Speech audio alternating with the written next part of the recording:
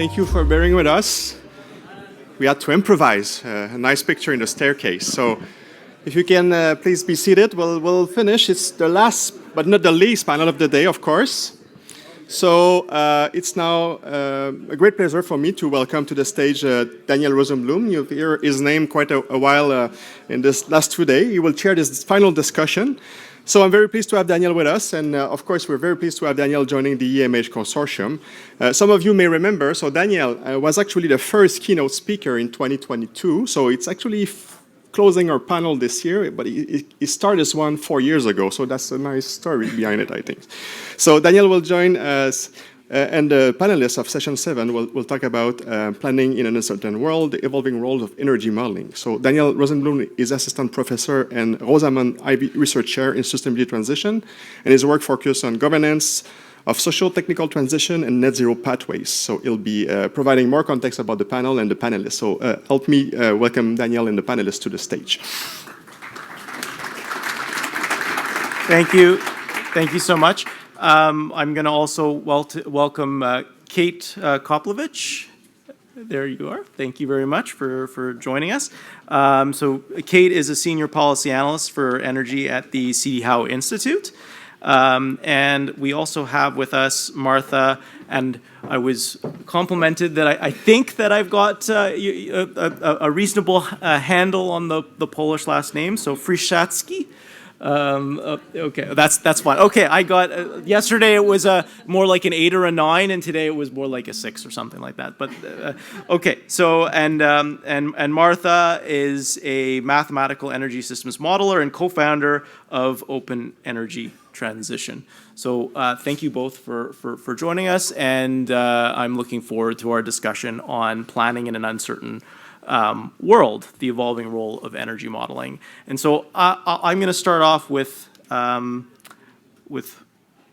my presentation on wayfinding in this process. This is a wayfinding framework that I've developed alongside some of my colleagues, James Meadowcroft, as well as the Transition Accelerator, and Jean-Sébastien Landry, who's I think in the other room, but in any case, this is our attempt at kind of navigating the uncertain world that we are embarking or navigating. And here, the imagery of a compass is intended to show that it's not about road mapping. We are not trying to say this is the one point on a map that one should go towards, but rather a device that users can employ to start to structure their thinking and identify their own paths forward. So I'll first start off with a little bit of the context that now informs the use of this model. Of course, or this decision framework.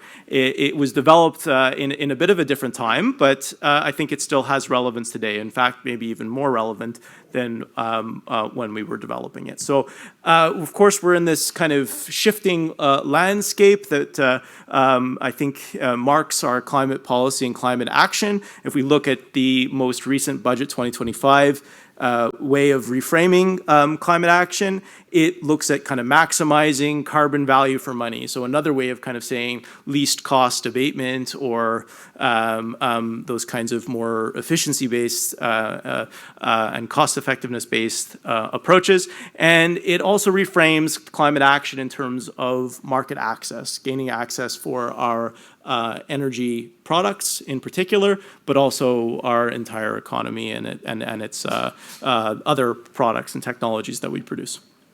And then as a kind of long-term commitment with no grounding necessarily in the current actions we take is net zero. So it's a left-hanging, but something that we still have a legislative commitment to attain. And then at the same time, despite that kind of movement to the background of climate and climate action, we have a number of transition drivers that we need to account for. And if we look at things like climate impacts, they're here and they're getting worse. And it's not I'm not trying to be doom and gloom here. It's just this is something that we can continue to kick the can down the road, but these are things that are going to continue to intensify until we actually address the root of the problem. And the same thing goes when we think about clean technology and the way it's diffusing both domestically and internationally, where in China, for instance, the most recent figures that I was able to locate suggest that a 50% of new sales in the light-duty vehicle space are battery electric vehicles.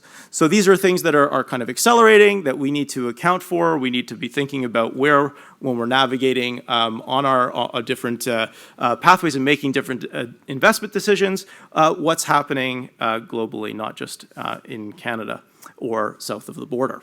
So the same thing goes when we look at we're trying to have a rapprochement with our different trade partners that are not the US, that is. And if we look at the break that we're making from those trade partners with respect to our emissions, at some point we will need to address this problem. Or our trade partners will likely look at it for us and say, I don't think that you're carrying the load that we are. So this prompts a couple of questions, and these are things that we've been grappling with over the last 2 days, if not for the last 4 years, when I first got up on this stage, or not this stage, but the one at the NAC, and made my initial kind of keynote, which is how can models inform robust decision-making in a context of deep uncertainty?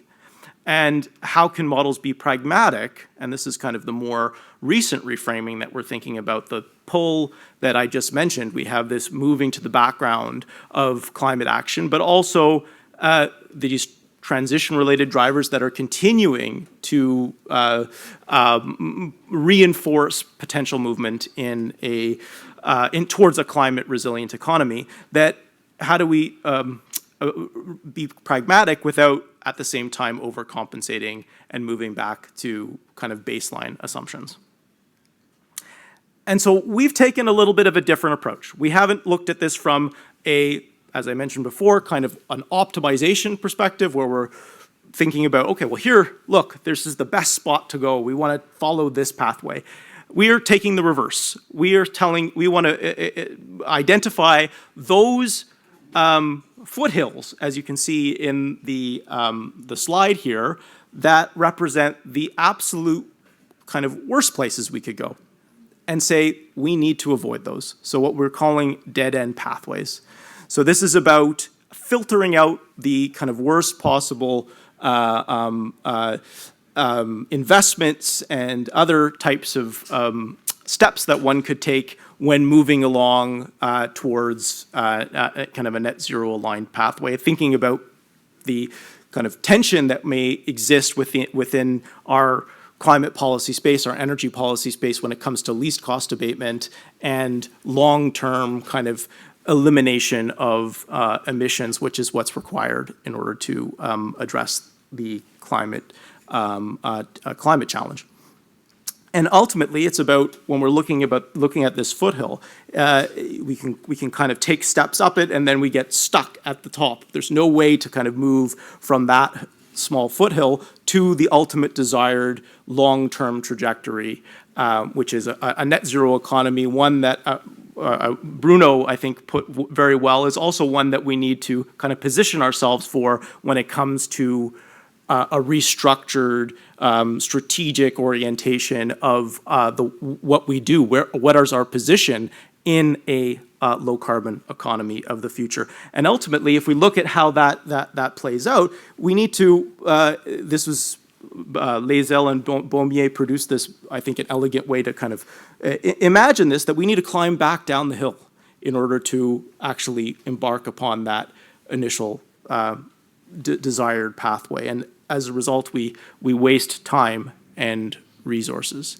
So we can think of things like ethanol and or cogeneration as potential investments that one might make that kind of cap out, that eventually reach a a plateau that we can no longer climb to that ultimate long-term goal, and we have to, in fact, dismantle, retool in some way in order for us to make the journey that is required. So we have a framework that addresses these in, I was rapidly putting this together this morning. Apparently, K has found its way onto the next line. But in fact, okay, so there's three steps that I have in mind here. It's about defining the system and the proposed pathway that is being adopted. So here we're thinking about a system as, let's say, light-duty vehicle transportation or residential heating.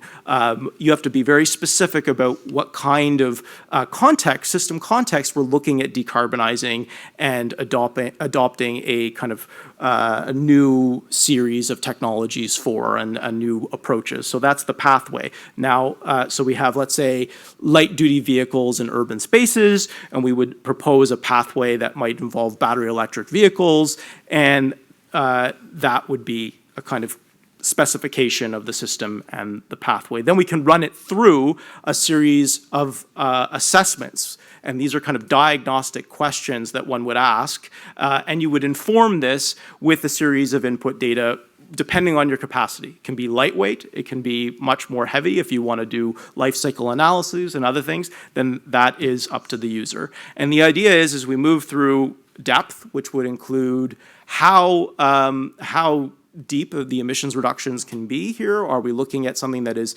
going to reduce emissions sufficiently in line with that long-term goal and can exist in a net zero world? So battery electric vehicles, as an example today, are net zero from an operations perspective. But of course, we're looking at, if you're looking at the full life cycle, there are still issues. And that's something that when we're looking at this assessment approach, we're looking at the net zero world of the future. So we're embedding ourselves in that prospective future, and we would be able to say from a depth perspective, this solution, this pathway is compatible in the sense that it can essentially eliminate emissions from the system context that we have an interest in, which is light-duty vehicles in, let's say, an urban space. Then the next is about breadth. Can the option meet its intended role at scale? And here we're talking about moving people in an urban environment, and we would be able to say, yes, it can do so if there's not some insoluble constraint that might exist in the system. And an example here would be something like the limited bioresources that are available if we were to try to scale something like, let's say, ethanol or biodiesel or other types of bio-related and of course, we want to take into account the land-related impacts as well there, because in a net zero world, there are many different kinds of pathways that would draw on bioresources that are limited in scale. So we don't want to use them in a way that would be addressed through an alternative that is far more capable.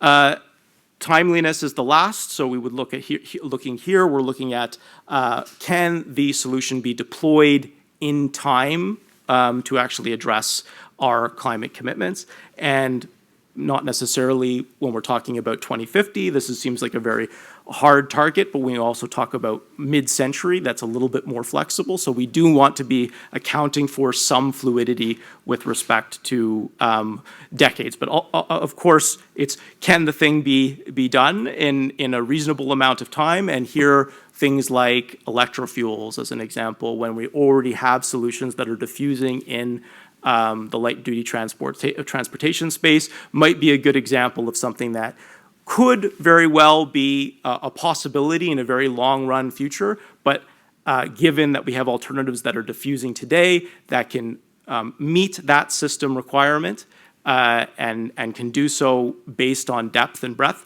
that would be a potential dead end. Now, the last step is about returning.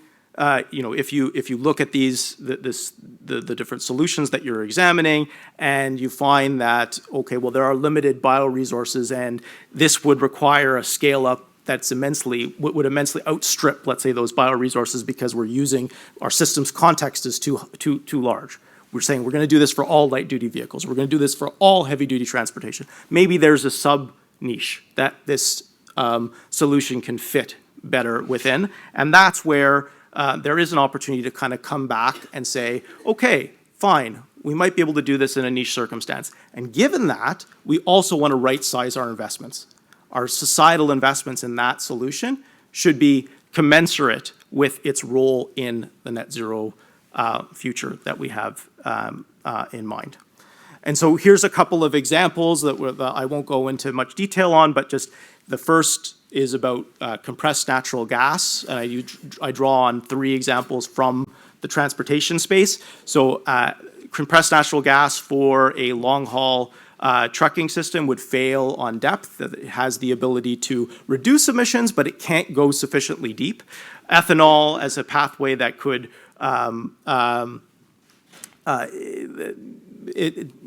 under very favorable assumptions, can go deep enough, but it cannot scale. And then e-fuels as an example where in order to build out the necessary infrastructure on top of all of the other requirements that are necessary for a decarbonized world, that it would fail on timeliness.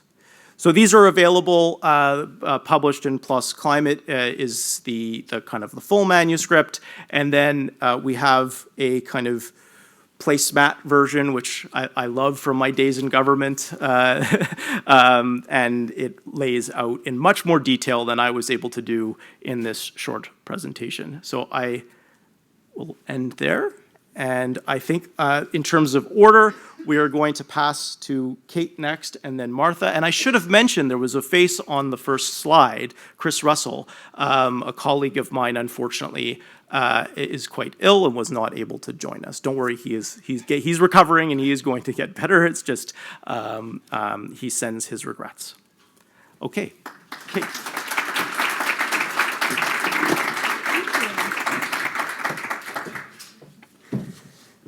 Oh, fantastic. That works. All right. So in the name of Father and the Holy, I'm just kidding. In the name of talking about energy system modeling in the face of policy and global uncertainty, I'll really be speaking about the interplay between policymakers and energy system modelers, and of course the models that we have heard so much about these past few days. I think it's important to first speak briefly about policymaking today and some macro influencing factors that go into and influence policymaking. I'll then share some constraints and barriers preventing policymakers from using energy system models, and finally bring it all together with some calls to action for both policymakers and the modeling community. And much of what I'll share today, I realized many speakers have raised throughout their presentations, throughout the forum, which I think is quite fitting, actually, that this is the last session, and hopefully we can bring some of these big concepts together.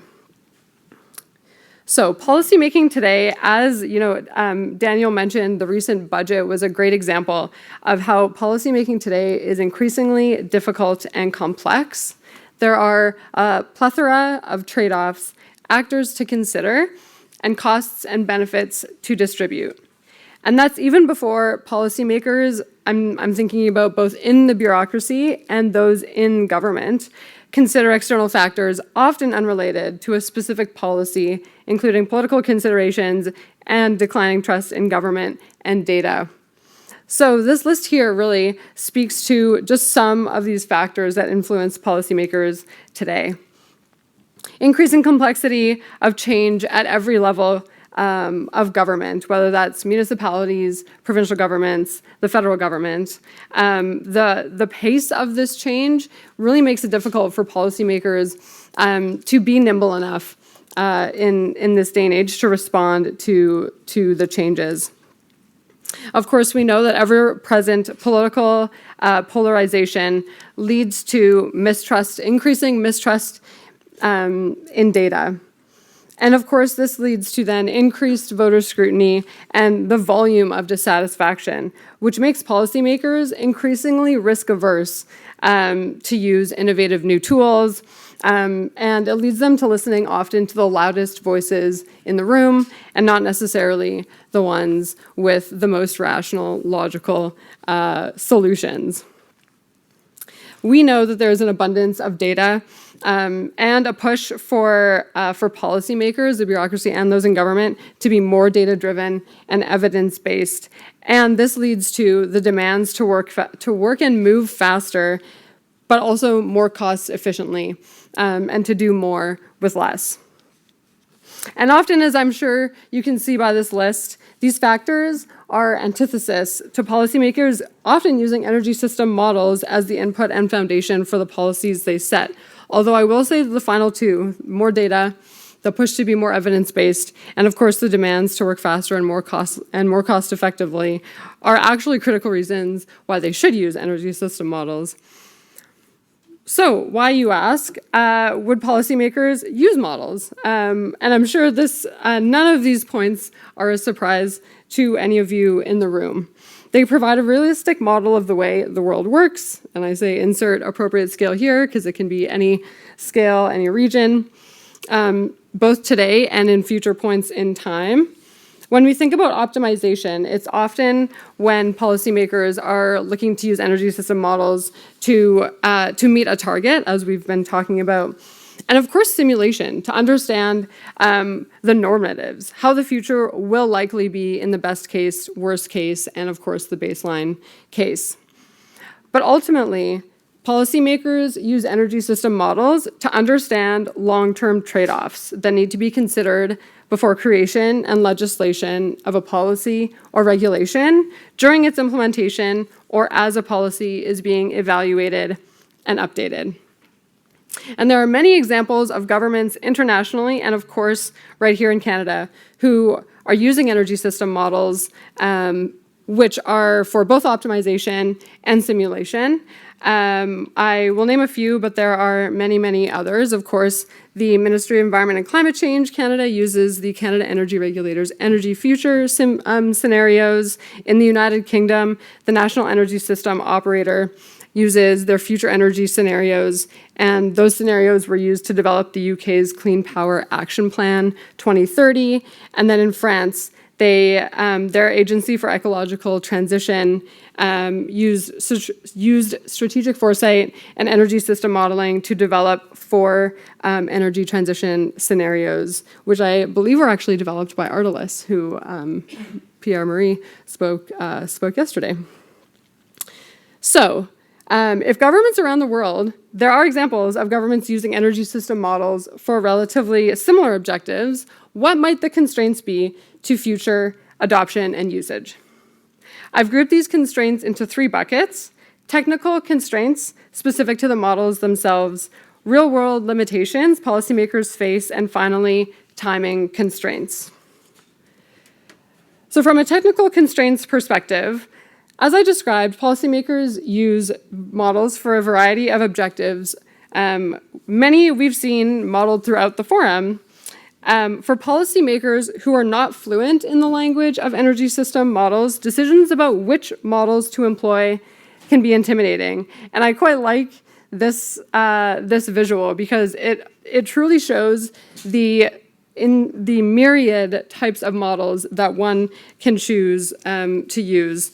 And what this really means is you have to be clear about the objective that is being solved. And of course, we know the models need to be complex to simulate real-world dynamics, but the mechanics and assumptions needed to run and solve an optimization, for example, can mean it can be difficult for policymakers to make policy decisions solely based on model results. Policy decisions and future impacts are often so much broader than those assumptions that we input into the model. And finally, taking the time to conduct sensitivity analysis is critical to understanding the potential impacts of changes to those inputs. And I'll build on this as I talk about those real-world constraints. That said, policymakers and government are often incentivized to come across as confident to their stakeholders and to those to the general public. And I think that using sensitivity analysis for the general public who are not as fluent in energy system models can look to be not confident or not understand where our country is going. When it comes to real-world limitations, models used by policymakers are often run at a point in time, right? They're taking the time, they're going through a policy development cycle where if they use a model, they use one run of the model and one solution of the model, and often those models are not rerun, right? And when a policy is kind of finalized and legislated, it's very hard to go back and rerun a model and say, oh, actually, we need to fix this policy. So there's really very little incentive to go then rerun a model with updated input data or assumptions. We can't model what we don't know what will happen in the future. And so forecasting and predicting what happens in a model is only a continuation of what we know to be true today. And it actually is very hard. I mean, we've seen so many black swans in the past, even just 5 years, that for a policymaker, it's very hard to say, I'm truly confident what will be in 2050. Models should be complex to be as true to reality as possible, and I know that's what we all want, but this often makes it difficult to examine the impact of one or even two changing variables. And so what that really means is, for a policymaker, it's very hard if a model is so complex to say, well, I know that change happened because of this policy. And so that is really tough for policymakers to understand because they want to know exactly the impact of one change. Models cannot account, of course, we know, for political, irrational decisions, regulatory changes, and they also can't incorporate or often don't incorporate outside global technological and policy developments if we're thinking about a national model incorporating immediate global changes, nor really evidence outside the model. And so it's very hard for a policymaker to take the results of a model and say, this is, I know that this is going to be true, and then they go into, say, a negotiation, and then they come out and they're like, oh, well, that policy doesn't apply to my model, in my model anymore, the model that I was using.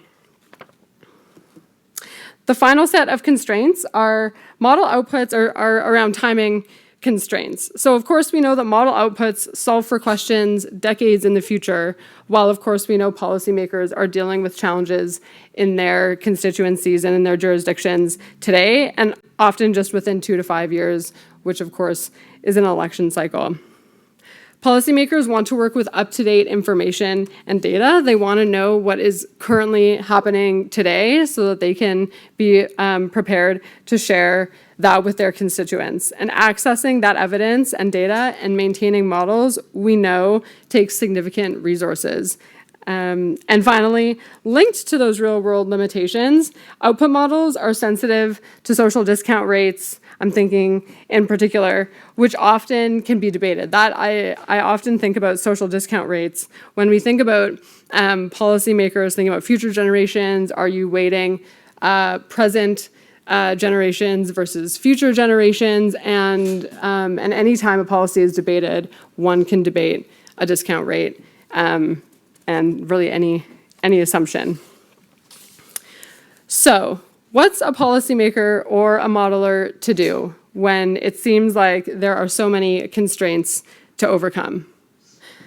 I would suggest these 3 things for policymakers, and this is my wish list, and recognize that some of these things often, are not expedient. And I think using and employing, and I was really inspired by the presentation yesterday around comparing outputs of different types of models. If policymakers used different types of models to understand their policy decision impacts, whether that's a top-down model versus an agent-based model, an economy environment model versus a CGE model, they could do a type of macro sensitivity analysis to better understand the sensitivity and the differences in their policy decisions.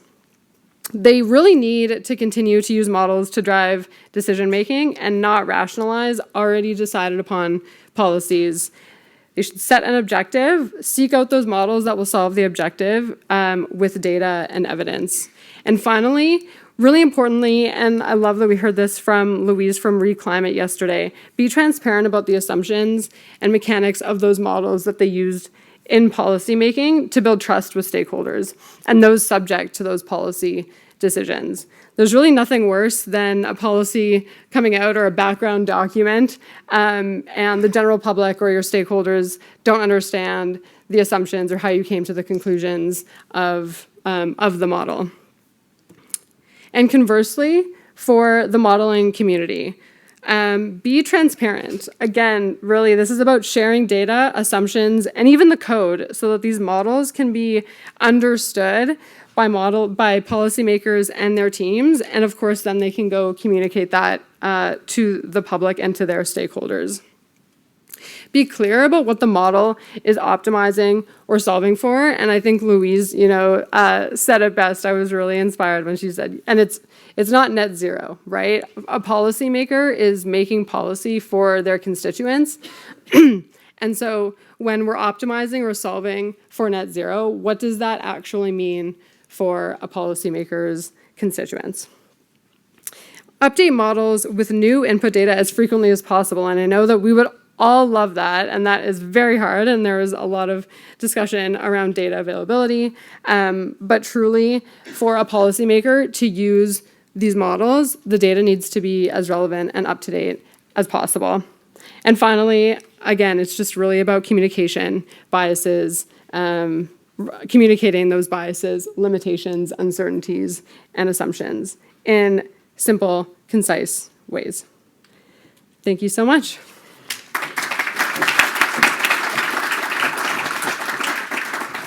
Thank you, Kate. I'm going to invite Martha to come and deliver her talk. Thank you. And how do I use this one? Yes, the green button. Okay. Oh, okay. I clicked it. I didn't click it. Okay. Yeah. Thanks for inviting me to this panel here today, and I hope I can answer some of the questions that you have already, brought to your Santa Claus wish list. So what I want to talk about is open models for open decisions and the lessons that we have learned in Europe's energy planning process and the opportunities that they bring to Canada. So any problem, any wish list is also an opportunity for the future to change not only the energy system, but also the decision-making cycles that we go through. So I want to start actually with the opportunity that we have here. So before I go to the things that we are doing in Europe and the lessons that we have learned there, what we already have in terms of interregional planning, so this is something that we were talking about mostly yesterday, it's currently vendor locked in, extremely costly and very difficult to reproduce. So that's very big things that Kate has already said in her presentation right now. And especially the vendor login is on the source code of the model, but even there can be hidden biases, hidden modeling assumptions that are never really brought to light because they are closed in a black box. And what I want to say is that Canada could really start before such a vendor login exists, because you don't have a history of cycles that have led into this login. So you can really start, and you have a unique moment to start with an interregional planning process from the ground up using open source energy system models. We have heard of so many great models here today. So we can use those for actual policy making. We can use those for actual planning processes, not only in the academic sector, but also in the industry and at utilities. With that, we can enable trust across jurisdictions, we can support innovation, faster planning cycles, faster rerunning of models, reproducible results. And we can strengthen long-term resilience and digital sovereignty of countries, especially in those highly, not only in the energy sector, but also geopolitical uncertainty. So why do we need open models in Europe? We need them to support planning processes and decision-making in extremely complex systems. How do we operate systems? How do we invest? How do we regulate? And how do we innovate? why do we need them now? I think this is a slide I can very likely skip, but I will just go very quickly through the items I have here. So we have a lot of uncertainty, not only on the climate side, but also on the geopolitical side. We have a lot of short-term pressures. We have emerging technologies that need accessible and trusted modeling. So it's not just systems that we had in the past years. It's really every year there's so much new startups coming in that need investments and show system value and understand the requirements. We also need reproducible modeling to align short-term actions with long-term goals so that we understand the problems that have happened in the past and don't get stuck on that and just forget about them, because we can't rerun a model to understand how to overcome that model in the future or that issue in the future. And finally, and this is probably the most important thing, we invest millions, billions every year into a system that we are building, and openness is really the key creator of trust, fairness, and transparency that we need everyone to maybe not make exactly the best right decisions, because there is no one right decision. There's so many things to consider, but to make really good decisions overall.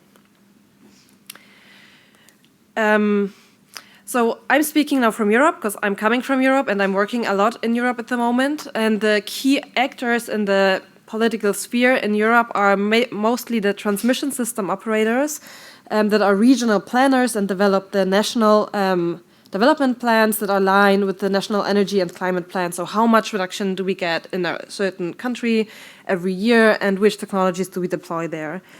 And then we have a union of all of those, at the moment 39 system operators in the EU. That's the association of those system operators called ENSOE, that is mandated by EU law to prepare scenarios, system needs, and creates the 10-year network development plan that is released every 2 years. And it's an interregional national development plan focusing on investments between the regions, but also within the regions in case they promote inter-regional benefits.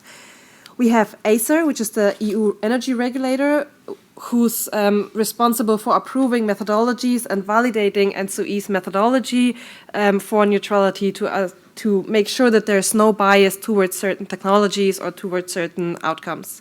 And we have the European Commission, that is the executive body in the end, that also decides, based on the methodology developed and approved by ACER, to make actual funding decisions and evaluates the PCIs, PMIs, so projects of common or projects of mutual interest. And together, I mean, of course, there's more, like there's also regional ones, but this is really the key actors at the moment, and those make the real main multi-billion grid decision investments, So what does a promoter do? A promoter is able to suggest a project that they are currently developing for EU funding. So they go and they have to undergo this whole eligibility process called cost-benefit analysis. It's a standardized process that everyone has to go through the same way, and it follows the methodology approved by ACER. If it's then eligible, then it becomes a project of common interest, and it is eligible for 50% of study and 50% of construction costs. If we are speaking of millions, this is a lot of money we are talking about. And I put it in gray. Why did I put it in gray here? Because this is a system that is locked behind proprietary walls, and not everyone can become a project of common interest, because it could be that the models, the data whatsoever, is not really taking into account this technology to result in a favorable situation for the promoter. To shed a little bit more light into how the process exactly works is, first, the national development plans go into consideration for this TYNDP. So there's a huge collection process within the EU where all the system operators put in their data into this centralized TYNDP scenario.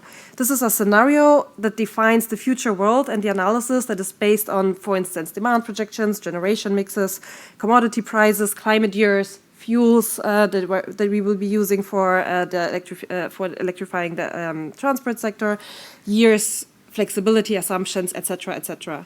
And after these scenarios and CBA guidelines are being published, there's no more changes allowed after publication, after ACER has approved those. And then the project evaluation happens. So this is the CBA process that compares, it's called the pint and the tooth methods. So put in one at a time and take out one at a time. So you put in the project into the model and evaluate if is it better or is it worse, and then you take it out and then you say, okay, it's becoming better or worse, and based on that, your project can become eligible or not.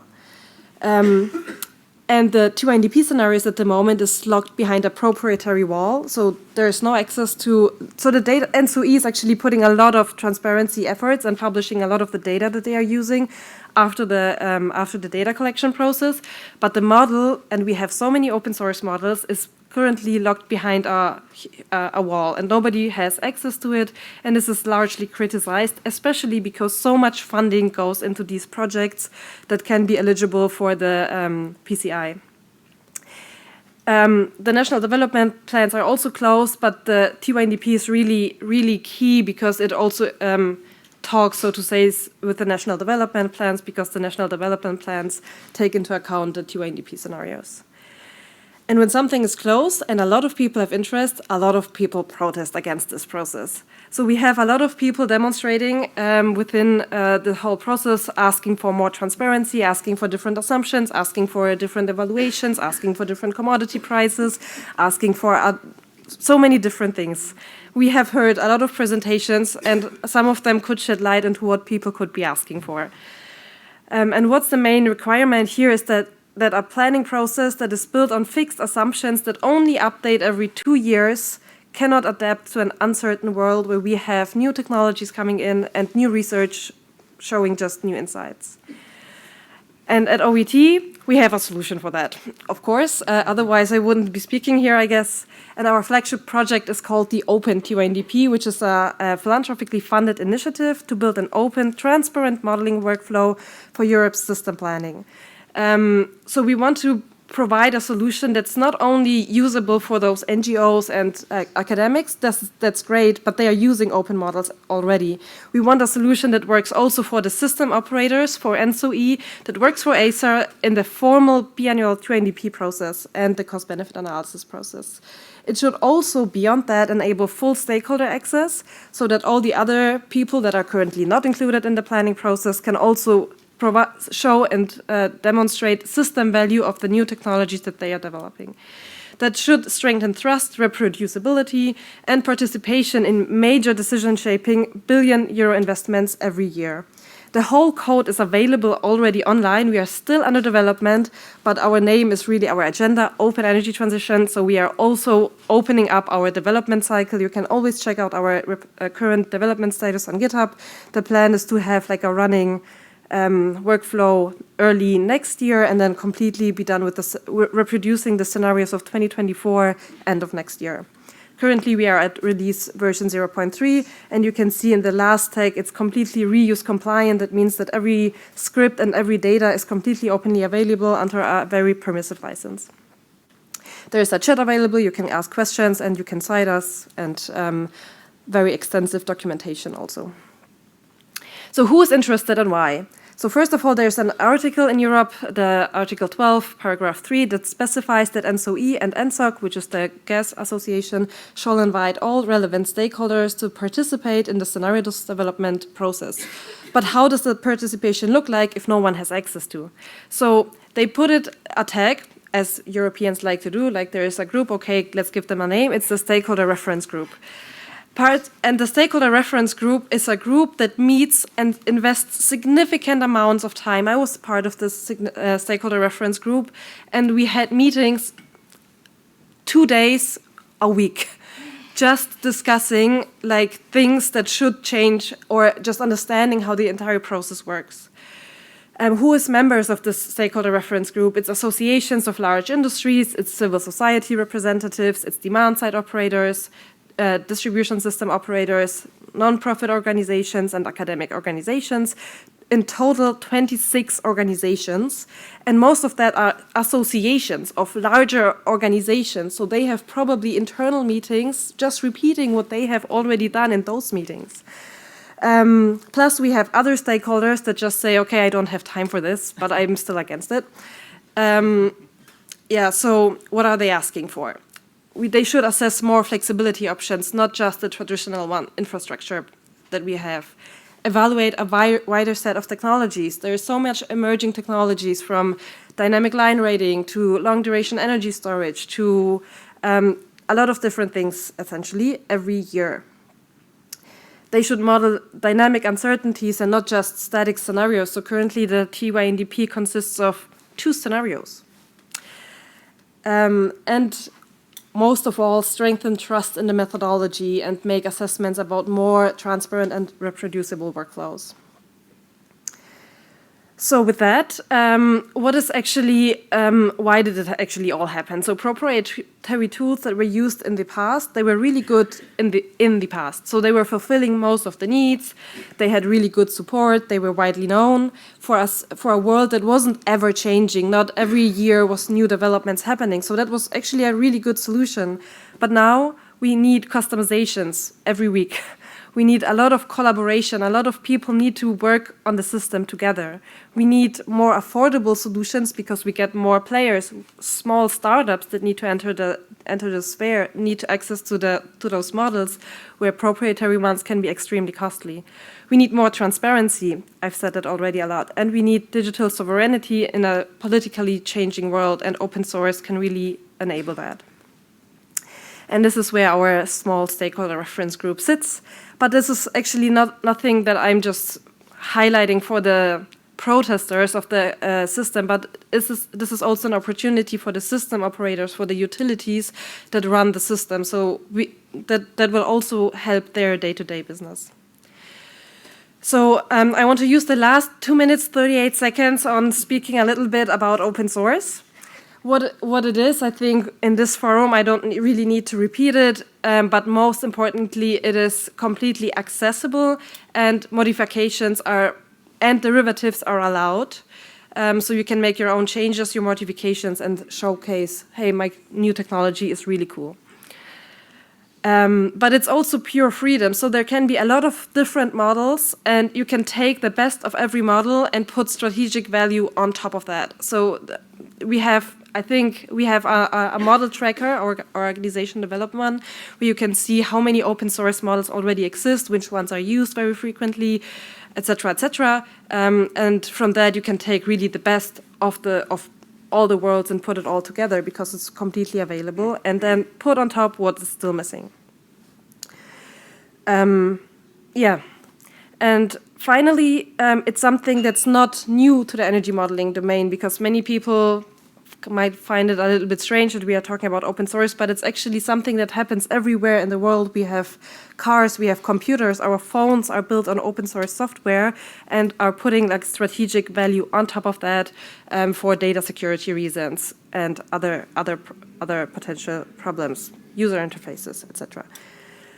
So this is a summary. If you want, you can take a picture, but I won't go into this. And then finally, how does open source work in practice? So this is a very full slide, but essentially we are using for OpenTYNDP a model called Pipes Europe, and this is a soft fork essentially, and it doesn't mean that we are giving governance away. This means essentially that we are just putting strategic value on top. It's also open source, but we always get the features from the upstream, Pipes Europe main, into the OpenTYNDP. So if there's features upstream, we get them in the derivative. And then people can work either from Pipes Europe upstream main or from the OpenTYNDP, either privately or openly. So they can, again, publish everything that they have or keep everything private. They can contribute and get free updates from upstream. They are fully independent. They have their own governance. They can get support from us, but also, because it's open source, from other consultants. And they can share features between each other because they are working with the same foundation. So this is us. We are 50 people. Our vision is making open source energy system modeling a standard. This is the opportunity for Canada. Thank you.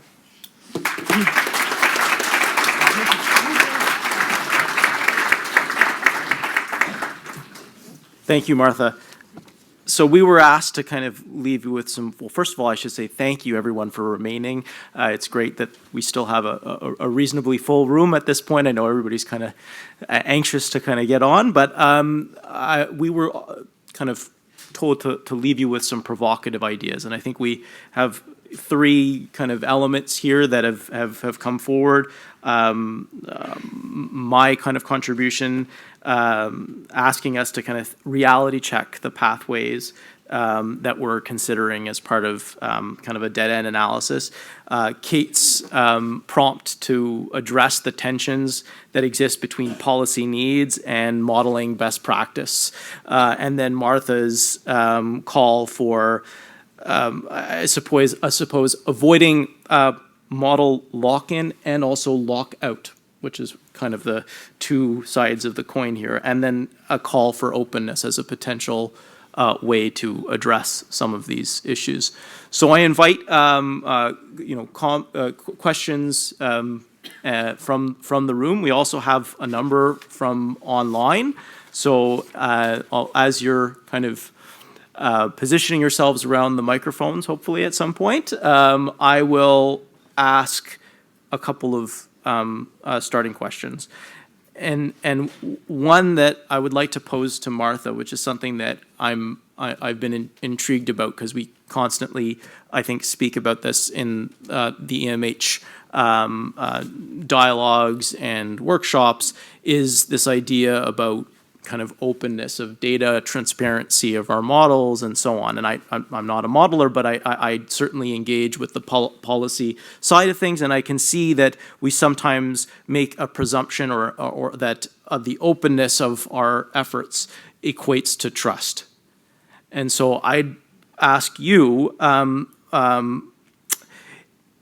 to what extent you can identify mechanisms through which this openness has led to an enhancement of trust. And I'm asking kind of almost from a case perspective. I'd like to kind of have some good examples that we could then advance to people who are maybe doubling down on more of this locked in, locked out approach. Yeah, thanks for the question. I think success stories are very important to showcasing that we are actually doing the right things. And I think speaking from the European perspective now, we are running a lot of studies for nonprofit organizations who don't have access to either data or the models. And for them, just being able to run a study and then showing this study to policymakers, etc., that's something that, especially on the using open data, creates really this trust that is asked for, because even people typically don't even look at the data. Just because it's open, that already creates the trust that they are seeking, because they know if I wanted to, I could. This I wouldn't is something that they won't say, but I could. And then if there's real money being put on the table, they actually might. So until that point, just knowing that they could really strengthens the selling point, I think.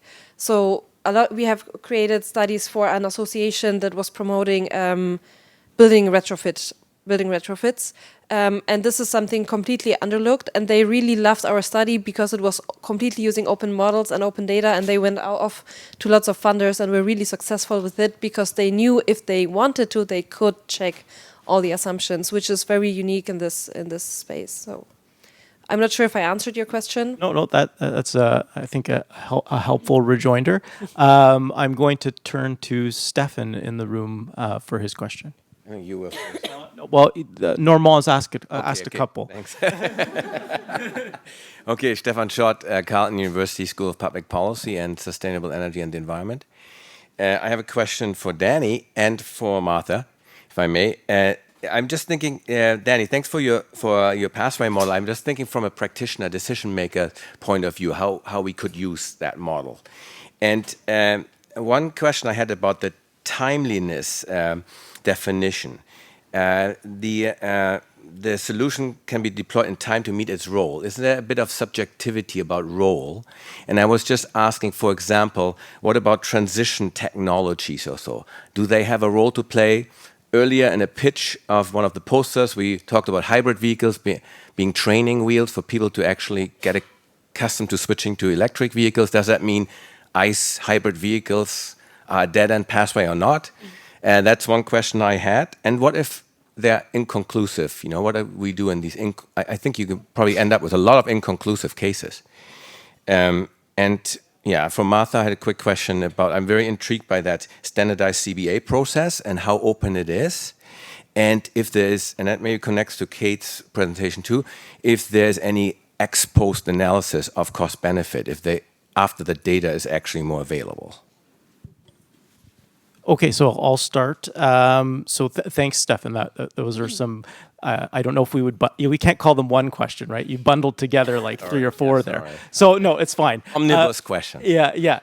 Omnibus questions. So the thing about practice, let's start with there. So this was actually developed in the context of policy and practice. So this was a kind of transdisciplinary action-based research approach that we used, engaging with policymakers, with those in kind of think tanks and elsewhere who were really embedded within decision-making settings. And we're seeing the plethora of projects that were being brought forward by proponents, all claiming very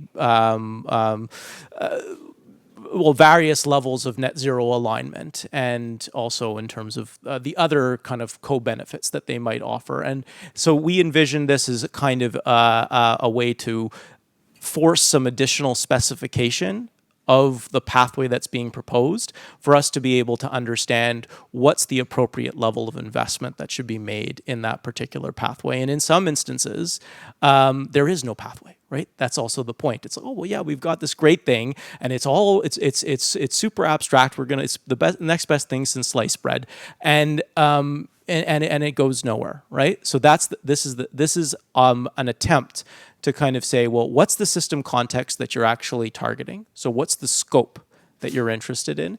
And then what's the long-term pathway? So if hybrid vehicles, let's take the example that you gave, if that's the end point, then yes, it's a dead end.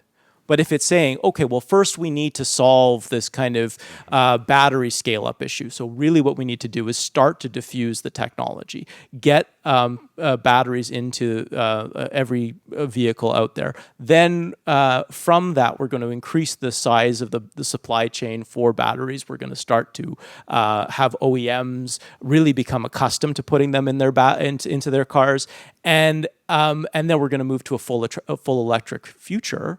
As part of that, that is a genuinely articulated pathway. Okay. So at that point, hybrids would not be considered. But if you specify your pathway as, well, we're getting to that endpoint, okay, then I would say no. And then on a timeliness dimension, I mean, there's I think this is the approach is intended as a wayfinding device for decision makers. So the assumptions that go in, the same way that the assumptions in models are variable. These are input things that you decide. Okay, well, I'm going to make a value judgment, and the same thing is true in our case. You might say, well, this looks like something that's going to take multiple decades in order for us to just start to get the basic science right. And if that's the case, then it may be a viable solution in 100 years' time, but certainly can't help us now. So we're going to not say we're going to pull the plug on all basic research. Of course not. But we want to be careful about how we allocate scarce resources in the near term. Yeah, then on the standardized CBA process. So at the moment, even though it's closed source, mostly it's already standardized. So even the existing process is standardized. So if you're submitting a project for to be considered for the CBA process, you cannot make any more changes to the model. So once it's approved by the ACER, you undergo the same process. And the data side is also more or less transparent already, because ENTSO-E is already publishing the data that they are using both for the scenario as well as for the CBA. Or actually for the CBA, they are not completely published, but you can request them if you want to submit a project, and then you can get the data. They will just make a check if you're not a hacker or something like that. But otherwise, they will share the data with you. However, the problem is that you can already know if you have an emerging technology, you will not be eligible for the process because the methodology is fixed. There's no more changes allowed. And then you have no opportunity to demonstrate the value of your new technology to the CBA process because it's not even part of the model. So, would you put the data on GitHub for people to researchers like us. Yeah. Like I always look for case studies, ex post CBAs to see were they actually right. How would you change the decision after the fact? Because we don't use it, as Kate said, for policy decisions. There's no incentive, but we have a lot that the research side could, but we can never find the data. So we are putting online, so we cannot put anything online that's not already published by NSOE. So we have republished their data set, fixing some of the issues they had. So this is available on Zenodo, but that's mainly the scenarios, not the CBA part, because the CBA part we are not allowed to. But our workflow is compatible with the data from NSOE, so you can request it and run our workflow. Excellent. Okay, I'm Normand, just hold off for just a moment, because we have a question from online that's got 4 thumbs up. Okay, 4 thumbs up, and people are just burning to hear the answer, and I'm burning to hear the answer too, because actually this is an important one. So I was having a conversation with Madeline about something kind of in the same vein. So we've been talking about a diversity of different models, and it seems like we all want to kind of not necessarily me, but many in the room want to create their own models, and we're seeing a kind of maybe a plurality of models and different approaches being adopted, and this at first may look like a good thing, but the question asks us to what extent we should start thinking about consolidating, and whether or not that's warranted. And from Kate, your perspective, the idea of what's best practice and also what's needed for policymakers. And then Martha, what's your perspective from this idea of avoiding maybe to some degree lock-in? Is diversity the approach necessary to address lock-in, or is it actually causing another problem, which would be kind of this confusion of over too many different models? Yeah, this is like so grand, right? Because there's so many different ways you can take this question, which is that, okay, so you asked about best practice, and it's got 5 thumbs up just now. Perfect. Let's get to 10. No. Maybe we will by the time I answer. So it's interesting because I think about plurality and then consolidation. My brain is making the connection between to sustainability reporting, and I'll go down this tangent and then come back to the modeling because 7.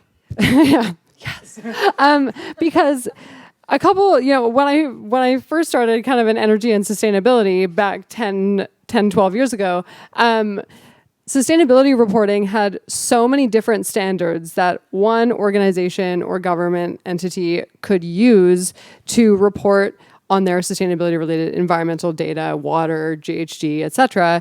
And that was like very confusing for investors, right? Investors were like, is the data comparable? Am I looking at how can I possibly compare one company's environmental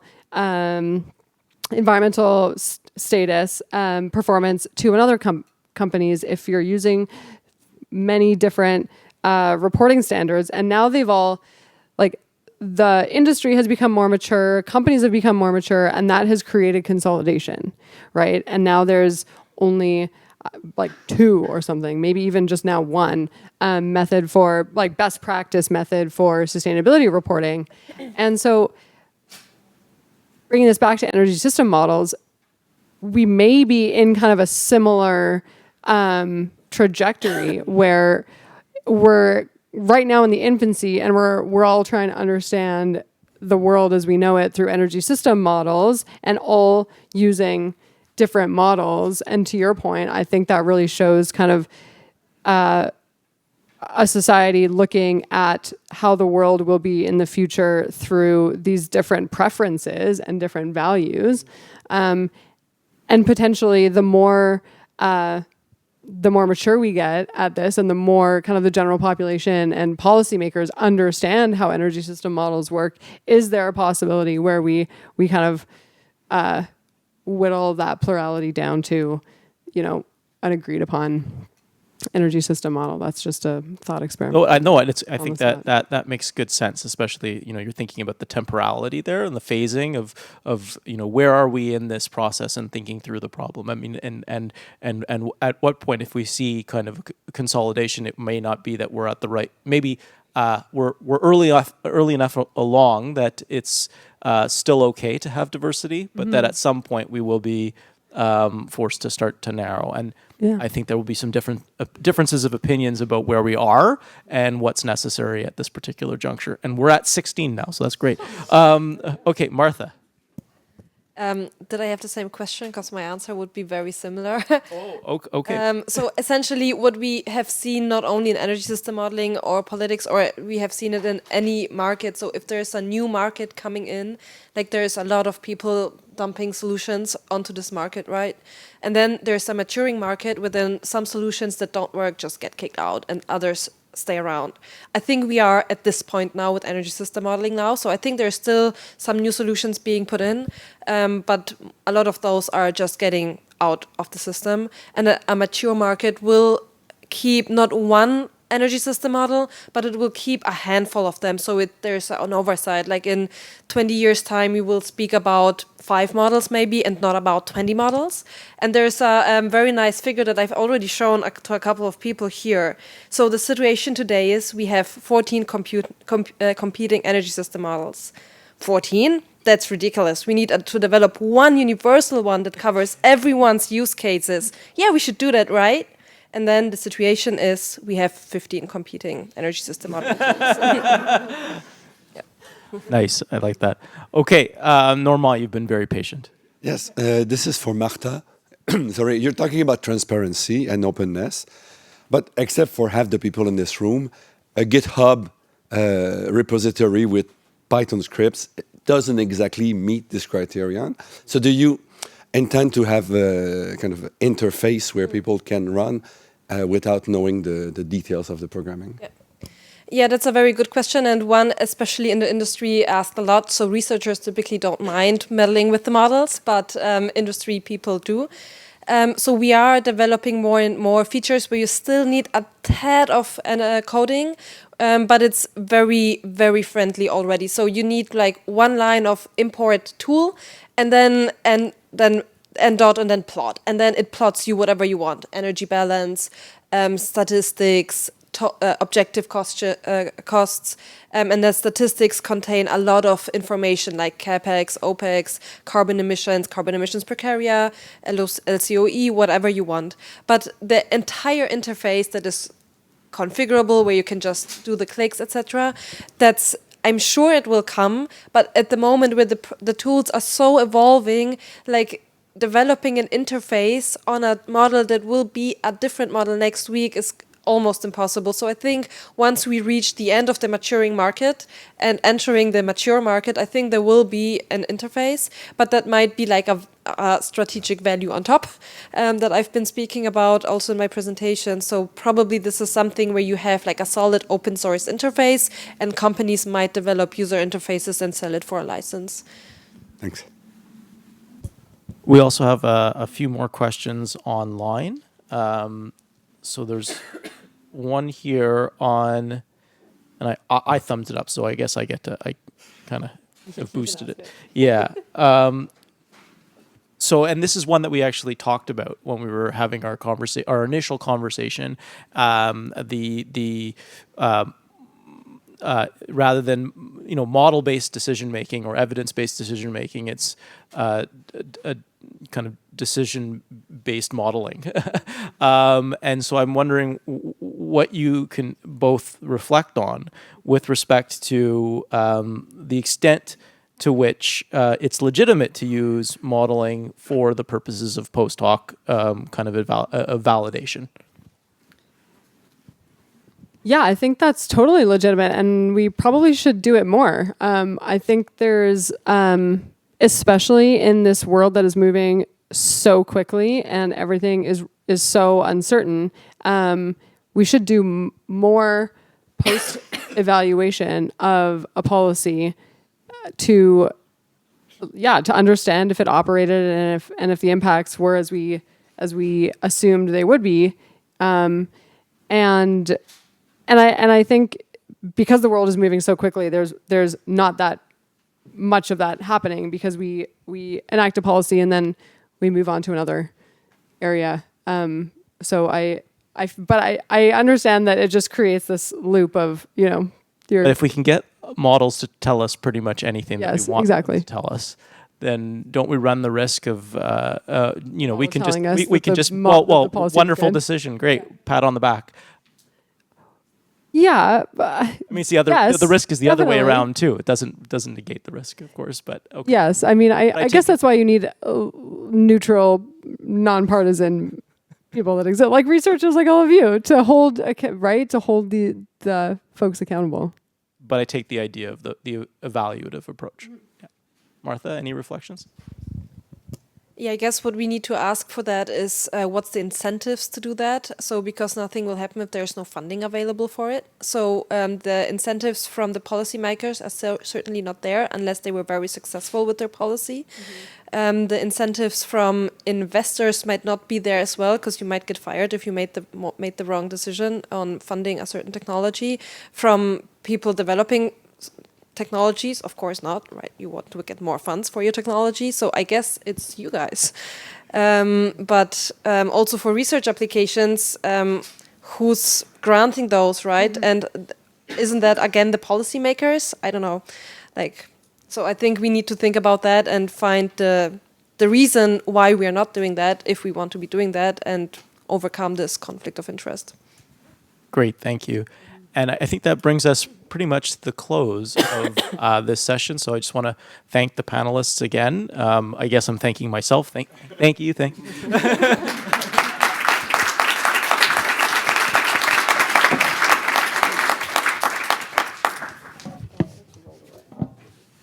I'm just going to take the iPad because my notes are on it. There you go. I need to declare the winner of the poster competition, of course. So thank you so much. So I can't believe it's already the end. Thank you for sticking with us until this very interesting panel. I've took a lot of notes. So before we wrap up, we have, of course, a few important items, starting with the result of the poster competition. So what I'll do, hopefully they are still here. Otherwise, we'll keep their prize for us. We'll see. But we'll begin with the 3 winners of the non-pitch category. So the poster that were displayed and with letters in the last 2 days. So I'll invite them to join us on stage, and we'll give them a small token of appreciation. So in the non-pitch poster category, so in 3rd place, we have Elae Sarare from Enercan. Elae, are you here? Yeah.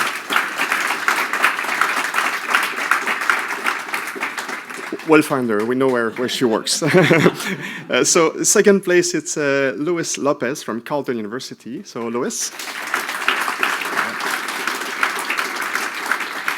Maybe they were not expecting to be there. Anyway, yeah, we'll find. There's snack already out there, so maybe. And then in 1st place is Vinuki Kodituwaku from Calgary University. Yeah, Vinuki. So. Oh, Luis, right? Oh, you're coming. Yeah, come. Yeah, please. So, Vanessa will give you. Thank you so much. Congrats again. So thank you for joining us. So let's give them a round of applause. So we'll find the other later, of course. And for the poster pitch category, so in 3rd place, we have Tanya Shar from EHRC. So Tanya. Oh, over there for me. Yeah. In 2nd place, we have Peter Massey from Cascade Institute. So I think, oh, Peter. And 1st place is Rosen Ziayipour from Carleton University. So Rosen, amazing.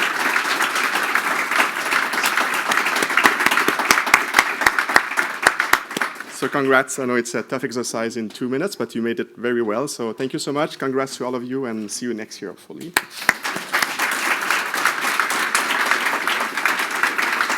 So that brings us to the end of the 4th annual forum. So a few word of thanks. Thank you, of course, for each of you for being here, and for all the session shares, the panelists, the volunteers, the contributors, the poster maker, poster pitcher. So that's a lot of people involved. So we're super grateful. Of course, you know how to find us. You can follow us on LinkedIn, subscribe to our newsletter.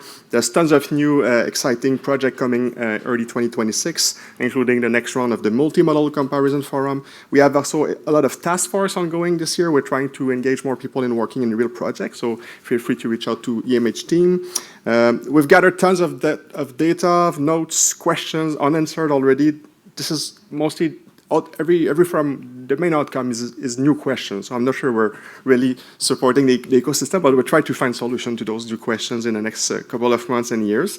I want to thank also the Arena LTS network for their contribution to this event. Our sponsor, again, bringing food to the table. I think the food was great as well. So Institut d'Énergie Trottier, Esmia Consultant, Navius Research, gold sponsor. We had Dunsky Energy Plus Climate Advisor, hospitality sponsor, and Toronto Hydro, Sotubra, Altalink, and the Canadian Centre for Energy Information for supporting exhibitions. Warm welcome to, thank you, not welcome, warm welcome to Carleton University for the hospitality and hard work, especially the AV team. They did a great job. Thank you guys. Really appreciate it. Flawless, it was perfect. We had Chelsea Pope. You didn't see her, but she was working in the back. She helped coordinate the whole event at Carleton. She's an amazing person, so we'll thank her on your behalf, of course. Of course, Daniel for his leadership and helping the Carleton University work with us. Of course, small but efficient EMH team. They've been moving in the corridor, so you've seen Aaron Hoyle, Yada Saldi, Alexandre Augustin, Abed Ayad, Brittany Reindress, which is based in Calgary. So, of course, they've been taking care of most of the logistics and everything you said today. And of course, Vanessa, my co-master of ceremony. Thank you, Vanessa. Congrats. And I won't repeat the name of the advisory board. I've presented them this morning. Also, special thanks to the executive committee that's been growing with the arrival of Danielle. So thanks again. We hope to see you next year. It's going to be the 5th anniversary of our forum, so expect a lot of surprise. We'll find something. And maybe we'll see you sooner, of course, in other events. So safe travel and keep free to network. We still have food for the end of the day. So thank you, guys. See you next year.